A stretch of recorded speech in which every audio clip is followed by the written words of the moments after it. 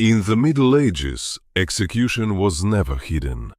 It was not carried out behind walls or away from people. Death was meant to be seen. It was meant to be remembered. When someone was sentenced to die, the punishment did not truly begin at the scaffold. It began the moment the sentence was announced. Word spread quickly through towns and villages. Bells rang, town criers shouted. Markets adjusted their hours. Work slowed or stopped entirely. An execution was not an interruption of daily life. It became the center of it. People did not come only out of fear. At first, they came because they were expected to. Authority depended on witnesses. A punishment unseen was a punishment wasted. Lords, judges, and city councils needed the crowd. The body of the condemned was proof that order still existed. But over time, obligation turned into habit, and habit slowly turned into desire. Executions were held in places where no one could avoid them: town squares, city gates, crossroads, hills visible from miles away.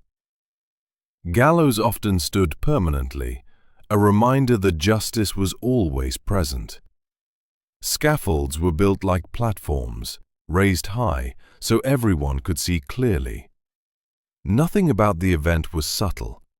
Everything was designed for visibility. The crowd gathered early. Families came together. Children were lifted onto shoulders. Vendors sold food and drink. Some people prayed. Others joked. Conversations flowed easily because for most of the crowd, the person about to die was not a human being anymore. They were a lesson, a symbol, a warning made of flesh. Medieval life was harsh, repetitive, and exhausting. Most people lived with hunger, disease, and constant uncertainty. Entertainment was rare. Joy was brief. An execution offered something powerful: emotion. Fear without danger. Violence without consequence. Someone else was suffering. Someone else was being punished. For a moment, the crowd felt safe. The church played a central role in shaping how executions were understood. Death was framed as justice guided by God. The condemned was expected to confess publicly, repent, and accept their fate. If they died calmly, it showed divine mercy. If they resisted or screamed, it proved guilt and corruption. Either outcome confirmed the system. The crowd left believing order had been restored. Different crimes demanded different deaths, and people understood these distinctions well. Hanging was common and humiliating. Beheading was cleaner and reserved for nobles. Burning was slow and symbolic, used for heretics whose ideas were seen as more dangerous than their bodies. Every method carried meaning, and the crowd knew what kind of suffering to expect. As executions became more frequent, the shock faded. People began to evaluate the event itself. Was the executioner skilled? Did the condemned beg? Did they scream loudly enough? Did the death last too long or end too quickly? A failed execution angered the crowd. A brutal one satisfied them. Justice slowly transformed into performance. The condemned were often paraded through the streets before death, forced to face the people who had already judged them. This procession mattered. It stretched the experience. It allowed anticipation to build. Death was no longer a single moment. It became a public story unfolding step by step, watched and commented on by everyone. By this point, Executions were no longer just about law or punishment. Something darker had taken hold. The crowd had learned not only to accept violence, but to expect it, and soon to enjoy it. As the crowd grew used to executions, something fundamental began to change. Fear no longer dominated the square. Curiosity replaced it. Then expectation. People came not to be warned, but to be entertained. They discussed upcoming executions the way others discussed fairs or festivals. Who would die? How long it might last, whether it would be worth watching. Executions began to follow a rhythm. There was a beginning, a build-up, and an end. The walk to the scaffold became part of the show. The condemned was stripped of privacy long before death. Every step was watched, every expression analyzed.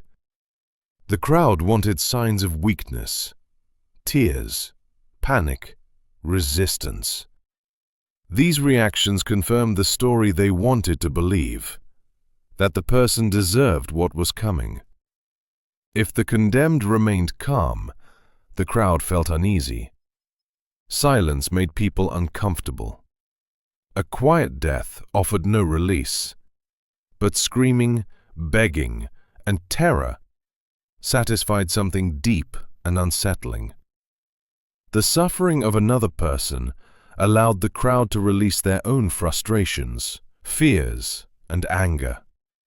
Life in the Middle Ages was unforgiving. Watching someone else suffer gave meaning to that suffering. It made pain feel ordered, controlled, justified. Executioners became performers, whether they wanted to or not. Their skill mattered. A clean execution showed authority. A messy one provoked outrage. If an executioner failed, if the rope broke, if the blade missed, the crowd could turn violent. Sometimes the executioner was attacked. Sometimes they were forced to finish the job with bare hands. Mercy had no place here. The crowd demanded completion. Public executions also reinforced hierarchy. Nobles died differently. Their deaths were quicker, quieter, more controlled. Peasants and criminals suffered longer. The crowd learned these differences early. Death itself became a reminder of social order. Even in dying, not everyone was equal. Children continued to watch. They learned not compassion, but distance. The condemned was not someone like them. The condemned was other, criminal, heretic, traitor. Dehumanization made cruelty acceptable. Over time, it made it normal. Authorities understood the power of this spectacle. When people fear punishment, they obey. But when they enjoy punishment, obedience becomes self-sustaining. The crowd policed itself, mocked criminals, demanded harsh sentences, called for blood. Justice no longer needed to be enforced from above. It rose from below. Executions were scheduled carefully, held on holy days, after sermons, linked to religious meaning. Death became moral theater. The crowd left believing not only that justice had been done, but that it had been necessary, even righteous.